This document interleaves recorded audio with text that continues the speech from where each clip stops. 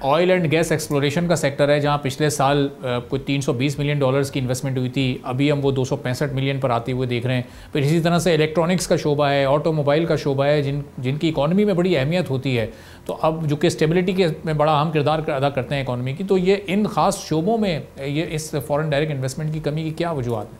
देखिए, ये आपने जो शोबे बताए ना, यही वो शोबे हैं जिनमें सबसे ज़्यादा इन्वेस्टमेंट होती है। जिन मुल्कों ने तरक्की की है ना और एक्सपोर्ट लेड ग्रोथ की है, उन्होंने जल्दी तेज़ी से पिछले अरसे में थाईलैंड, वियतनाम और मलेशिया, इन मुल्कों ने जो की, तो यही शोबे हैं जो आपने गिनाए हैं ना। उसमें इलेक्ट्रॉनिक्स है, ऑटोमोबाइल्स है, पेट्रोकेमिकल्स हैं, स्टील है, तो यही शोबे हैं। और इसके ऊपर काफ़ी हम तवज्जो कर रहे हैं पाकिस्तान में।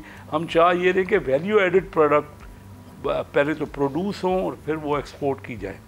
तो इसकी तरफ बिल्कुल आप दुरुस्त कह रहे हैं, फ़ॉरेन डायरेक्ट इन्वेस्टमेंट भी होगी और पाकिस्तान के अपने जो इन्वेस्टर हैं, चाहे वो लोकल हों चाहे ओवरसीज़ पाकिस्तानीज़ हों, उनको हम तवज्जो दें। क्योंकि अभी तक मैं आपको सही बताता हूँ कि हर्डल्स नहीं ख़त्म हो रही। हमारे इदारों को समझना पड़ेगा कि फैसिलिटेट करना किस तरह होता है। ये चेक कर लेना कि किसी को रोक देना तो बड़ा आसान है, लेकिन कहीं ना कहीं हमें थोड़ा सा इस नज़र से देखना पड़ेगा कि हमारे मुल्क में इंडस्ट्री की ज़रूरत है और जहाँ उसकी मुश्किलात है इंडस्ट्रियलिस्ट की या इन्वेस्टर की, उसको हम किस तरह सहूलतें दें। कोई मामलात अगर उनके प्रॉब्लम हो रहे हैं तो उसको हल करने का बेहतर तरीका क्या कार है। तो ये आप दुरुस्त कह रहे हैं, ये बहुत ज़रूरत है। देखिए, इस वक्त तो पूरी दुनिया इन्वेस्टमेंट की तरफ कोशिश कर रही है। ख़ुद प्रेसिडेंट ट्रंप बने तो उन्होंने इन्वेस्टमेंट का मिनिस्टर की हैसियत से कहा, सऊदी अरेबिया ने उनको इनवाइट किया तो उन्होंने कहा मैं तब आपके पास आऊँगा पहले अगर आप 1000 अरब डॉलर, 1 ट्रिलियन डॉलर की इन्वेस्टमेंट की बात हमसे तय करोगे। अब तकरीबन 700 बिलियन डॉलर अब उनका विजिट हुआ है तो उन्होंने कॉन्टेक्ट किया है सऊदी। ये सारे मुल्क, गल्फ़ वाले मुल्क और सारे यूएई है, कतर है, सऊदी अरेबिया है, ये सारे हमारे बड़े करीबी दोस्त हैं, चाइना है।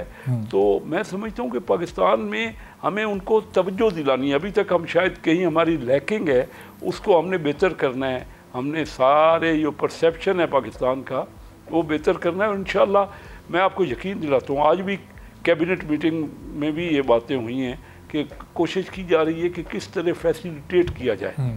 तो कैसा ये जो फैसिलिटेशन है, इसका तो बड़ा एक बेहतरीन मौका होता है जब बजट की अनाउंसमेंट होती है, बजट की तैयारी होती है कि वो उसमें आपकी वो रिफ्लेक्शन आनी चाहिए आपकी उस पॉलिसी की। लेकिन एक्सपोर्टर्स भी इस वक्त बजट पर अपना रिएक्शन दे रहे हैं, business community, local investor, foreign investor, सब इस वक्त इस बजट पर अपना रिएक्शन दे रहे हैं कि कहीं कोई फैसिलिटेशन उन्हें ऐसी नज़र नहीं आ रही कि एक्सपोर्ट ओरिएंटेड ग्रोथ की तरफ आप जा रहे हैं, अपनी एक्सपोर्ट्स को बढ़ाने का कोई ऐसा प्लान है जो कि बजट में नज़र आ रहा हो, रिलीफ की सूरत में या फैसिलिटेशन की सूरत में।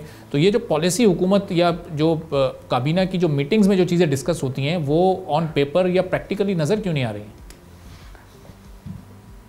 नहीं, इस बजट में काफ़ी कुछ किया गया है। आपने देखा होगा जो इंपोर्ट ड्यूटीज़ है रॉ मटेरियल पे, उसको कम किया गया है। एक बहुत बड़ी फैसिलिटेशन है जो हम एक्सपोर्ट के लिए जो रॉ मटेरियल आते हैं ना, तो उनकी ड्यूटीज़ को कम किया गया। और फिर बजट से अलावा मैंने आपसे जिक्र किया, हमारे यहाँ इस वक्त इन्वेस्टमेंट की बहुत अपॉर्चुनिटी है, फ़ायदा है। और इस बजट से पहले भी मैं आपसे कह रहा हूँ कि हम दे रहे हैं SIZ में, स्पेशल इन्वेस्टमेंट जोन में जो ज़मीनें दे रहे हैं वो बहुत आसान शराइत पे है, उसकी कीमतें ही नहीं है, बहुत मिनिमम। और उनको जो फैसिलिटी दे रहे हैं, ये 10 साल का इनकम टैक्स ज़ीरो करना, बिल्कुल एग्जेम्प्ट होना, ये आला IMF को इसमें बड़े मुश्किल से उनको मनवाया गया है। और ये एक पाकिस्तान में बहुत ही अच्छी फैसिलिटी है कि सारी मशीनरी ज़ीरो ड्यूटी पे है। और क्या हो सकता है, देखिए मैक्सिमम हम कोशिश कर रहे हैं। और ये मैं जो बात आपसे कह रहा हूँ, ये बजट से हट के है ना, जो हम रेगुलेशंस को ठीक कर रहे हैं। आज आप तशरीफ नहीं लाए, आज हमारी बहुत बड़ी कॉन्फ्रेंस थी, उसमें सब स्टेक होल्डर्स आए थे और उन्होंने बड़ा अप्रिशिएट किया। जो हम तमाम इदारों को बुला के ये कह रहे हैं कि बताइए कि कहाँ है और जल्द से जल्द हमें वो बॉटलनेक्स और वो जो आपके पाबंदियाँ हैं जो लाइसेंस के लिए जो और या परमिट के लिए जो रेगुलेशन है उसको ख़त्म करें। सबसे इम्पॉर्टेंट बात ये है इन्वेस्टर के लिए कि उसको वन विंडो टाइप फैसिलिटी जल्दी मिले, उसका टाइम बचे और ब्यूरोक्रेटिक हर्डल्स की कमी हो। वो हम कर रहे हैं कोशिश, इस बजट में भी किया गया है। मैंने आपको ड्यूटीज़ का बताया और अदरवाइज़ बहुत सी फैसिलिटीज़ हमने ऑलरेडी उनको एलोकेट की हैं इन्वेस्टर्स को। तो ये जो स्पेशल जोन्स हैं कैसे साहब जिसका आप जिक्र कर रहे हैं, बजट से हटकर भी जो फैसिलिटेशन आप देना चाह रहे हैं, ये कितना अट्रैक्ट कर रही है इस वक्त लोकल इन्वेस्टर्स को या फॉरेन इन्वेस्टर्स को, और इसमें अभी तक कोई सरमायाकारी के इम्कानात या इशारे आप लोगों को मिले हैं या अभी भी सब मुस्तकबिल पर ही इसका दारोमदार है? देखिए, इसमें वक्त लगता है। मैं नहीं कह रहा कि बहुत ज़्यादा अभी तक, यानी एक बेस्ट अपॉर्चुनिटीज़ हैं, बॉटम लाइन अच्छी है, उनको प्रॉफिटेबिलिटी बढ़, हमारे यहाँ कोई थी ना शराइत थी, कंसिस्टेंट सा पॉलिसीज़ नहीं है। लोगों को ये डर है कि एक हुकूमत आती है और दूसरी हुकूमत आके उसको ख़त्म कर देती है। तो मैं बार बार कहता हूँ, अपनी हर जगह हर वक्त यही कहता हूँ कि चार्टर ऑफ इकॉनमी करें, ये मुल्क के मफाद में है। देखिए, हुकूमतें तो बदलती रहती हैं, हमारे इलेक्शन होते हैं और हमारे यहाँ वैसे भी यानी 5 साल भी बड़ी मुश्किल से एक हुकूमत को मिलते हैं। तो लोगों को एक तो डर ये होता है कि ये पॉलिसी एक हुकूमत बनाएगी, वो आके दूसरी हुकूमत तब्दील कर देगी। तो हम सबको मिल के, अब पीपल पार्टी इस वक्त उनकी अपनी इन्वेस्टमेंट की पॉलिसी है, हमारी अपनी है, पीटीआई की अपनी है, तो तमाम जमातों को और कुछ नहीं। दुनिया में ये होता है, दुनिया में एक लॉन्ग टर्म पॉलिसी बनती हैं, एक्सपोर्ट की पॉलिसीज़ और इन्वेस्टमेंट की पॉलिसीज़, और ये इसमें जो डर होता है ना, जो आप पूछ रहे हैं वजह क्या हो रही है, एक तो लॉ एंड ऑर्डर की सूरत हाल, दूसरा कंसिस्टेंस ऑफ पॉलिसीज़ हमारे यहाँ नहीं रही। तो हमें उसको ख़त्म करना, अगर हमने अपने मुल्क को आगे बढ़ाना है और तरक्की देना है तो ये सबको मिल के, मुल्क तो सबका है ना जी, तो इसमें कोई अर्ज नहीं है, दुनिया के दूसरे मुल्कों में होता है। हम एक बना लें कि बांग्लादेश ने यही किया, उन्होंने मुख्तलिफ पार्टियों ने एक लॉन्ग टर्म इन्वेस्टमेंट की पॉलिसी बनाई, तो हमें भी ये करना होगा ताकि लोगों को जो इन्वेस्ट करता है उसको कॉन्फिडेंस हो कि ये पॉलिसियाँ लंबे अरसे के लिए हैं। सही। तो कैसा भी ये जो स्पेशल जोन्स हैं इसमें कुछ स्पेसिफिक अगर आप सेक्टर वाइज बता सकें कि किन सेक्टर्स के लिए ज़्यादा फैसिलिटेशन है, किन सेक्टर्स में ज़्यादा इन्वेस्टर्स इन्वेस्ट कर सकता है और इस स्पेशल जोन में अपना वो एक बेहतर तौर पर अपने आप को पोर्ट्रे कर सकता है? इस स्पेशल जोन में कोई पाबंदी नहीं है, किसी भी सेक्टर में कोई इन्वेस्टमेंट इंडस्ट्री लगाए, चाहे वो लोकल प्रोडक्शन करे या एक्सपोर्ट करे, इसमें नहीं है।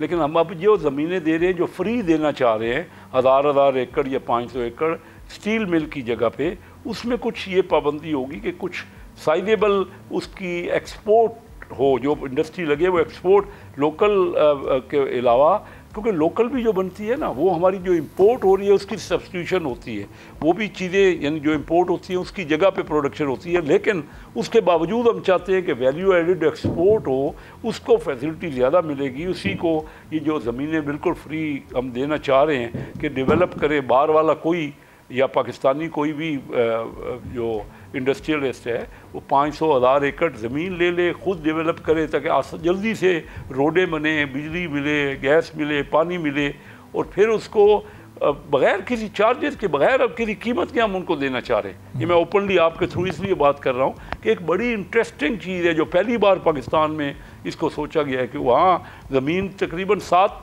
करोड़ रुपए एकड़ है, जहाँ हम ये सोच रहे हैं कि फ्री ऑफ कास्ट लैंड ले, लेकिन उसको कोई एक्सपोर्ट वाली इंडस्ट्री उसमें लगे, कम से कम कुछ सिग्निफिकेंट हमें फिजिबिलिटी वो बताएं कि इतनी हम उसमें एक्सपोर्ट करेंगे।